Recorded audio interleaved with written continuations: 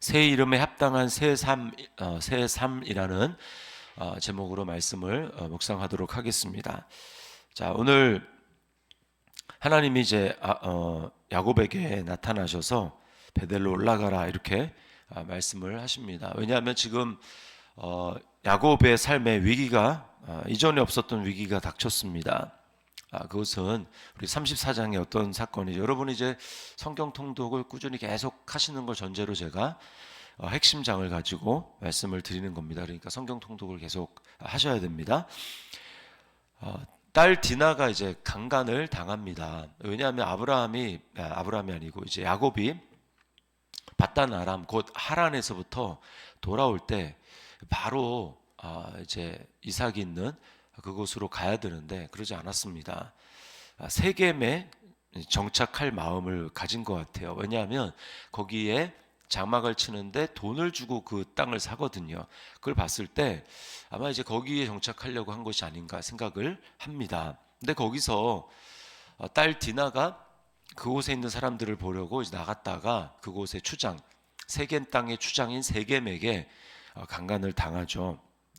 그랬는데 이제 그것 때문에 이 디나의 이제 오빠들인 친오빠죠. 이제 그 난 자식들의 어머니가 다 다르잖아요.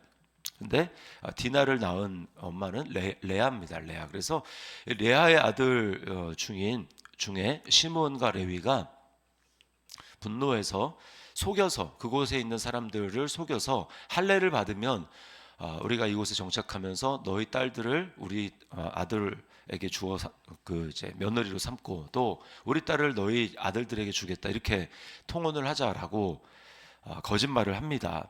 그리고는 그들이 할례를 받아서 가장 고통이 극심한 때 시몬과 레위가 가서 칼로 거기에 있는 모든 남자들을 다 죽입니다. 할례 받은 모든 남자들을 다 죽입니다.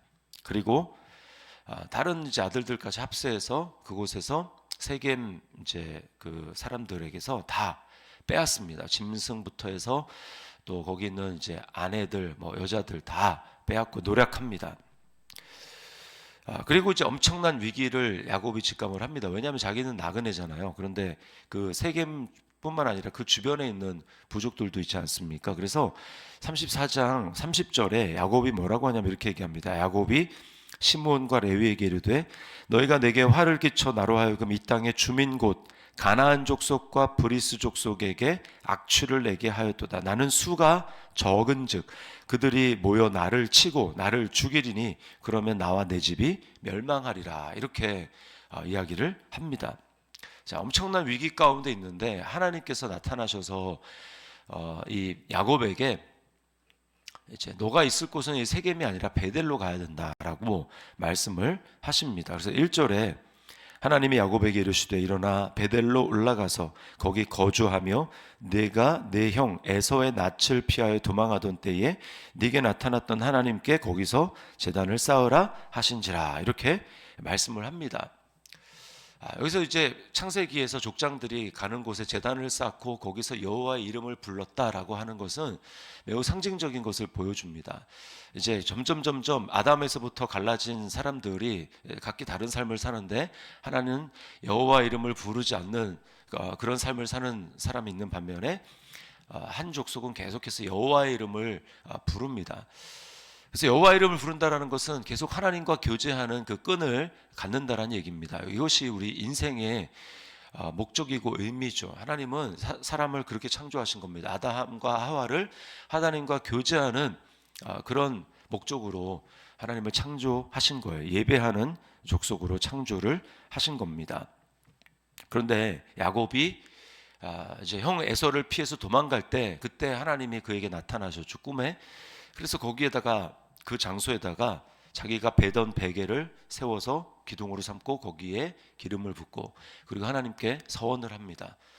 나를 무사히 이곳으로 다시 돌아오게 하시면 제가 이곳이 하나님의 집이 될 것이고 제가 가진 것의 10의 1을 하나님께 드리겠습니다. 이렇게 서원을 하죠.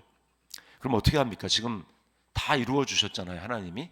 그러면 베델로 들어와야 되는 겁니다. 그런데 지금 야곱이 세겜에 정착했다라고 하는 것은 뭘 보여주냐면 하나님을 잊어버린 것을 하나님의 은혜를 잊어버린 것을 이야기를 하는 것입니다. 자, 이게 바로 인간의 연약함입니다. 편안해지면 하나님을 잊는 습성, 위기가 닥치면 하나님께 매달리고 하나님을 찾고 하지만 편안해지면 언제 그랬나 쉽게 하나님을 기억하지 않는 거죠. 이게 육신의 습성입니다. 그런데 이제 다시 자기가 위기가 닥치고 주변의 그 종족들을 통해서 자기가 이제 몰살당할 위험에 처하니까 비로소 정신을 차리는 거죠. 자, 하나님은 이 야곱에게 온전한 회개를 요구하십니다. 하나님과의 교제를 회복하고 제단을 쌓던 삶, 하나님을 부르던 그 삶을 다시 되찾으라고 이야기를 하시는 거예요. 자, 그래서 야곱이 어떤 결단을 합니까? 2절에 보니까 야곱이 이에 자기 집안 사람과 자기와 함께 한 모든 자에게 이르되 너희 중에 있는 이방 신상들을 버리고 자신을 정결하게 하고 너희들의 의복을 바꾸어 입으라. 자, 이방 신상들을 가지고 있었다라고 하는 겁니다. 그러니까 이들이 지금 마음 상태를 보여주는 거죠. 그리고 또 뭡니까? 이제 자신을 정결하게 하고 의복을 바꾸어 입으라. 정결하겠다라는 것은 지금 이제 사람을 죽이면 그 원래 율법은 이전에 있었던 것들을 이제 더 자세하게 확증했을 뿐입니다. 부정을 입는 거예요. 시체에 접촉함으로 부정을 입기 때문에 목욕을 하는 거죠. 목욕을 하고 씻는 것입니다. 자기를. 그리고 의복을 바꾸어 입는 거죠. 정결하게 하는 것입니다. 그리고 우상을 버리라 이렇게 이야기를 하죠. 또 의복을 바꿔 입다는 것은 새로운 정체성을 상징하는 것입니다. 그래서 이들이 이 모든 자신의 손에 있는 이 우상들을 상수리나무 아래 묻었다라고 4절에 그렇게 기록을 합니다. 이때 뭐가 들통났을까요? 아마 라헬이 그 아버지로부터 라반으로부터 훔쳤던 이 드라빔도 드러났을 것입니다. 그리고 야곱은 그것을 보면서 매우 충격을 받았을 것 같아요. 왜냐하면 이제 누구든지 외삼촌의 것이 발견된 사람 그 사람은 죽음을 면치 못할 거다 이렇게 자기가 맹세를 하고 왜냐하면 아닐 거라고 생각을 했는데 근데 라헬이 가지고 있었다는 걸 알았을 때 야곱은 충격을 받았고 한편으로는 안도의 한숨을 다른 한편으로는 그 라헬에 대해서 배신감을 느끼지 않았을까 그렇게 생각을 합니다. 자, 여기서 또 엿볼 수 있는 건 뭐냐면 이들이 이렇음에도 불구하고 하나님은 이들에게 은혜로 이들을 대우하시는 것을 보게 됩니다. 우상을 가지고 있었는데도 나타나시고 그들의 생명을 주관하시고 피할 수 있도록 하나님께서 길을 여시는 거죠. 그러나 진정한 회개는 모든 것을 마음을 하나님 앞에 드리는 것입니다. 절반의 회개가 아니라 하나님은 우리에게 온전한 회개를 원하십니다. 왜냐하면 사실은 세겜이라는 곳은 하나님이 아브라함에게 약속하셨던 그 땅에 주고자 하는 그 땅의 경계가 확실히 맞기는 맞아요. 그러나 하나님이 원하시는 것은 그 정도가 아니라 나는 너와의 교제를 원한다. 온전한 교제를 원한다. 네가 우상이 아니라 나를 찾고 나의 이름을 부르며 나와 친밀하게 교제를 나누기를 원한다라고 하나님 말씀하시는 거죠. 그래서 오늘 이제 9절에 보면 이렇게 기록을 합니다. 야곱이 밧단 아람에서 돌아오매 하나님이 다시 야곱에게 나타나사 그에게 복을 주시고 세겜에서 돌아오매라고 한 게 아니라 밧단 아람에서 돌아오매라고 이야기를 합니다. 밧단 아람에서는 진작 돌아왔거든요. 근데 왜 굳이 하나님은 성경에 여기 야곱이 밧단 아람에서 돌아오매 하나님이 다시 야곱에게 나타나사 그에게 복을 주시고 이렇게 얘기했냐? 지리적으로는 그 땅의 경계로 돌아왔을지는 모르지만 마음은 아직 하나님께 온전히 돌아오지 않았기 때문에 밧단 아람에서 온전히 돌아왔다라고 기록을 하지 않은 것입니다. 우리는 마음을 온전히 하나님 앞에 드려야 됩니다. 그리고 내가 하나님 앞에 이렇게 하겠습니다라고 한 나의 서원, 나의 결단 이것을 하나님 앞에 지켜야 되는 거예요. 왜냐하면 하나님의 인격이기 때문에 내가 벌 받을까봐 두려워서가 아니라 하나님이 인격이고 우리가 뭐 가장 가까운 친구에게 어떤 약속을 하더라도 그 약속을 지키기 위해서 노력하지 않습니까? 야곱이 하나님께 대해서 그 서원을 한 것을 지켜야 되는 거죠. 그러면 베델로 돌아와야 되는 것입니다.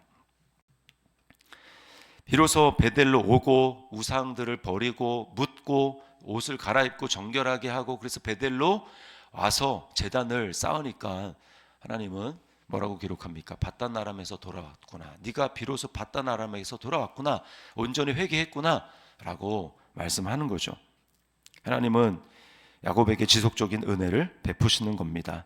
자, 5절에 보면 그들이 떠났으나, 세겜에서 떠났으나 하나님이 그 사면 고울들로 크게 두려워하게 하셨으므로 야곱의 아들들을 추격하는 자가 없었더라. 하나님이 주변에 있는 모든 사람들을 두려워 떨게 하심으로 아예 추격할 의지를 꺾으신 겁니다. 이 하나님의 은혜죠. 하나님의 약속은 계속해서 신실하게 지켜지고 있는 것입니다. 그들이 우상을 버리지 않고 계속해서 부정한 삶을 살았음에도 불구하고 하나님의 약속을 지키시는 것, 어떤 약속입니까? 야곱에게 나타나셨던 하나님, 꿈에 나타나셨던 그 하나님, 베델에서 벌써 20몇 년 전에 나타나신 그 하나님의 약속 뭡니까? 28장 15절에 보면 하나님 이렇게 약속하시거든요. 내가 너와 함께 있어 네가 어디로 가든지 너를 지키며 내가 네게 허락한 것을 다 이루기까지 너를 떠나지 아니하리라. 네가 어디로 가든지 내가 함께한다. 그리고 내가 너에게 약속한 모든 것, 아브라함으로부터 내려오는 그 모든 언약을 다 이룰 때까지 내가 너를 떠나지 않을 거다라고 하나님이 하신 약속을 우상을 섬기고 함께 섬기고 있는 이때라도 하나님은 함께 하셔서 신실하게 지키고 있는 거죠. 이게 하나님의 은혜입니다. 그리고 어떻게 하십니까? 10절에 네 이름을 다시는 야곱이라 부르지 않겠고 이스라엘이 내 이름이 되리라 하시고 그의 이름을 이스라엘이라 부르시고. 여기서 우리는 뭘 알 수 있습니까? 그 이름을 주신 것과 이름을 부르는 것은 다릅니다. 야곱이 이스라엘이라는 이름을 이렇게 받은 것은 이제 몇 년 됐잖아요.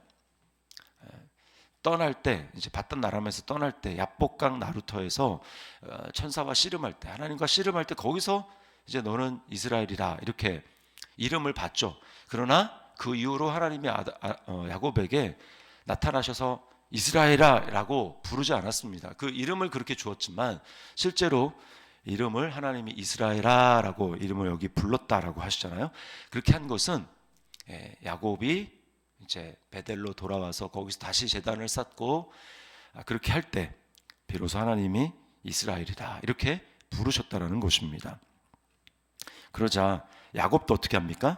야곱도 14절에 보면 야곱이 하나님이 자기와 말씀하시던 곳에 기둥 곧 돌기둥을 세우고 그 위에 전제물을 붓고 또 그 위에 기름을 붓고 15절 하나님이 자기와 말씀하시던 곳의 이름을 베델이라 불렀더라. 야곱이 다시금 이곳이 베델입니다. 하나님의 집입니다. 라고 이야기를 하는 겁니다. 하나님은 야곱을 너는 이스라엘이다 라고 불러주시고 야곱은 하나님과 다시금 대화하고 교제를 회개한 그 장소를 이곳은 하나님의 집입니다 라고 이야기를 하는 것입니다. 자, 여기서 우리는 뭘 기억하게 됩니까? 우리는 우상을 섬기던 하나님 앞에 나오지 못하던 나를 내가 가지고 있던 누더기와 같은 나의 의의 옷을 하나님이 벗기시고 나에게 진정한 의의 옷인 예수 그리스도의 옷을 입혀주셔서 나를 정결하게 하시고 그리고 내게 새 이름을 부르시죠. 새 이름 무엇입니까? 너는 나의 신부다. 너는 나의 아들이다. 너는 나의 딸이다. 너는 나의 교회다 라고 말씀을 하십니다. 새 이름을 붙여주시는 거죠. 그리고 너는 의롭다. 너는 거룩하다. 우리를 성도라고 하나님이 우리를 불러주시는 거죠. 그리고는 우리에게 아예 예수 그리스도의 옷을 완전히 입히셔서 하나님 보시기에 너는 영원히 의롭다라고 말씀하시는 것입니다. 뿐만 아니고 그렇게만 말씀하실 뿐만 아니라 의롭다고 한 나에게 하나님은 성령으로 말미암아 삼위 하나님이 우리 안에 거하십니다. 내가 너에게 거처를 옮겨서 너와 함께하겠다. 요한복음에 주님이 그렇게 말씀하시죠. 성령으로 말미암아 삼위 하나님이 우리 안에 사시는 것입니다. 이게 하나님의 집이죠. 진정한 하나님의 집은 하나님이 거하시는 곳, 그곳이 하나님의 집입니다. 이제 내가 하나님의 집인 거예요. 내가 성전, 하나님이 임하시는 곳이 된 것입니다. 그러므로 여러분, 우리 그리스도인의 삶은요, 예배드리는 예배당에 왔을 때만 이곳이 성전이 되는 것이 아닙니다. 우리는 내 안에 성령 하나님이 계시고 나를 의롭다고 하시고 거룩하다고 하시고 그렇게 하신 곳이 바로 나기 때문에 내가 어느 곳을 가든지 그곳이 바로 하나님 임재하시는 성전이 되는 거예요. 그러므로 그래서 그곳이 스가랴에 보면은 이제 말방울에까지 여호와께 성결이다 이렇게 드리라고 말씀하지 않으십니까? 그러니까 이제 내가 거룩해져서 하나님의 성전, 하나님의 집이 되었기 때문에 내가 가는 곳마다 모든 것이 이제 거룩해지고 하나님의 임재가 있는 곳이 되는 것입니다. 오늘 이 말씀을 기억하면서 야곱이 이제 온전히 회개하고 하나님과 교제를 회복했던 것처럼 우리의 인생의 목적은 주님과 교제하며 주님과 친밀하게 삶을 누리며 살아가는 것입니다. 새 이름에 합당한 새 삶을 우리가 살아가기로 다시 한번 작정하며 주님과 깊은 교제 가운데 나아가는 우리 저와 여러분의 삶이 될 수 있기를 주님의 이름으로 축원합니다.